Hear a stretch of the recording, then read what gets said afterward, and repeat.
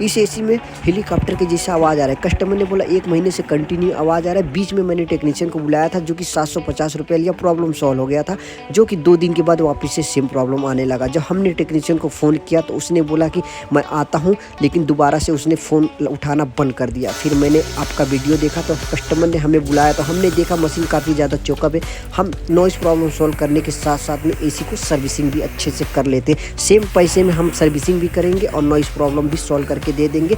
जैसे हमारा सर्विसिंग एकदम कंप्लीट होता है, देख सकते हैं हमने एसी को चालू किया, एसी हमारा एकदम साइलेंट चल रहा है। हम कस्टमर को बोल दिए कि 3 महीने का वारंटी है, 3 महीने के अंदर कुछ भी अगर प्रॉब्लम आता है नॉइज़ का तो हम करके देंगे।